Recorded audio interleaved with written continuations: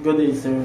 So this is my about how to calculate the port type data. So finding secondary port type data. So locate the standard port in the unrelated types table closest to your secondary port.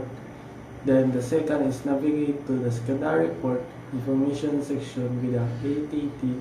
This section usually contains table with the difference in times and heights between the standard port and various secondary ports.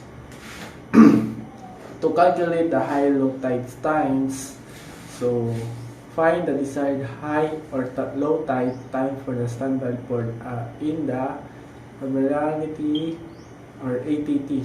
So number 2, locate the corresponding time difference value in the secondary port table. This value will be labeled with a plus or negative sign. 3.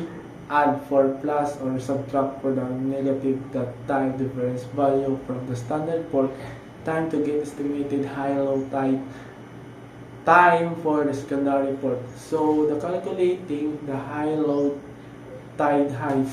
So number 1, find predicted high or low water height for the standard port in the ATT.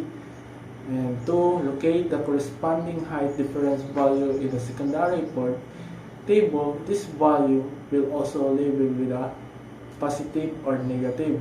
So 3, add for positive or subtract for negative the height difference value from the standard port height to get estimated high-low tide height for secondary port. So note, secondary port calculation estimation and may not extract the various factors.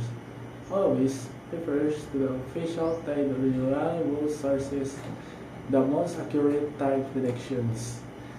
And thank you and have a nice day.